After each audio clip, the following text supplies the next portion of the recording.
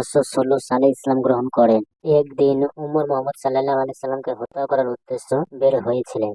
পথের মধ্যে তার বন্ধু নাঈম বিন আব্দুল্লাহর সাথে দেখা হয়। নাঈম গোপনে ইসলাম গ্রহণ করেছিলেন, তবে উমর তা জানত না।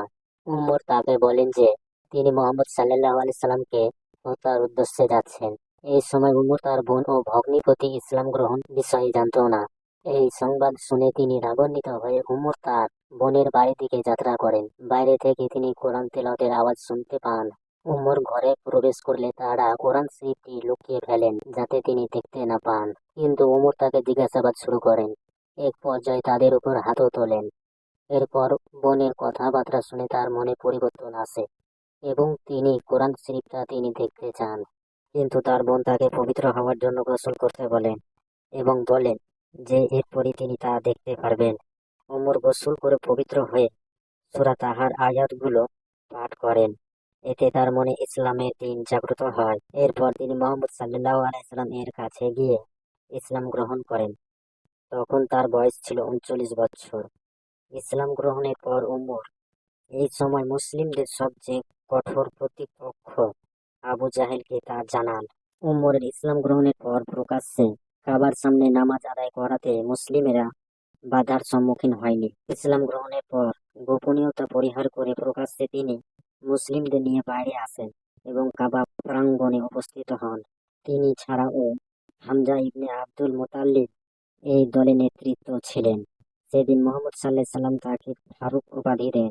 আব্দুল্লাহ ইবনে মাসউদ এই প্রসঙ্গে বলেন, যখন উমর মুসলিম হন তখন থেকে আমরা সমানভাবে শক্তিশালী হয়েছিলাম এবং মান সম্মানের সঙ্গে বসবাস করতে পেরেছিলাম। মদিনা হিজরত মক্কায় নির্যাতনের কারণে এবং মদিনা তৎকালীন ইয়াসরিব থেকে নিরাপত্তার নিশ্চয়তা আশায় মুসলিমেরা মদিনায় হিজরত করতে থাকেন।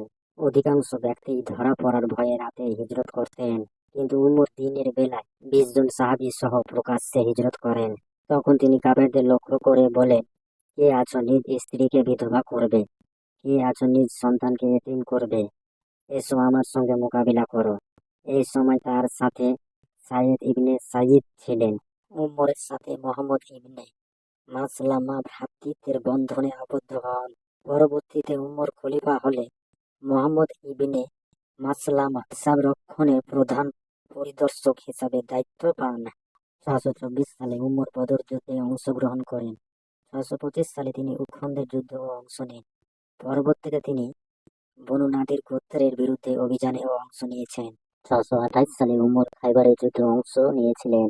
630 সালে মক্কা বিজয়ের সময় উমর এতে অংশ নেন।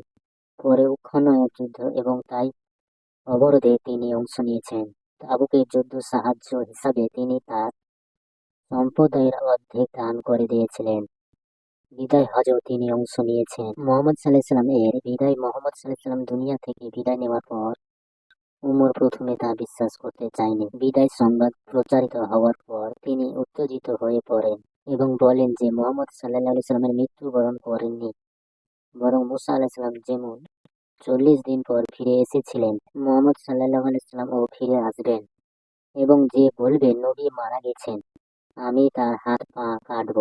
এই সময় আবু বকর এসে ঘোষণা করেন যে তোমাদের মধ্যে যারা মুহাম্মদ সাল্লাল্লাহু আলাইহি সাল্লাম এর অনুসরণ করতে, তারা জেনে রাখো যে মুহাম্মদ সাল্লাল্লাহু আলাইহি সাল্লাম মৃত্যুবরণ করেছে।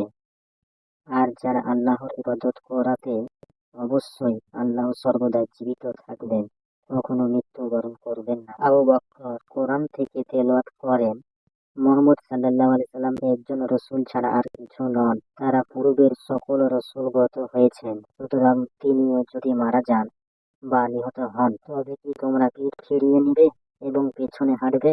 আর যে পিছন ফিরে সরে পড়ে সে কখনো আল্লাহর ক্ষতি করতে পারবে না, আর আল্লাহ শীঘ্রই কৃতজ্ঞতাকে পুরস্কৃত করবেন। এরপর উমর শক্তি অনুভব করেন এবং শান্ত হন। সুন্নিদের দৃষ্টিতে মৃত্যুর সংবাদ অস্বীকার করা মূলত মুহাম্মদ সাল্লাল্লাহু আলাইহি সাল্লাম এর প্রতি তার ভালোবাসার বহিঃপ্রকাশ।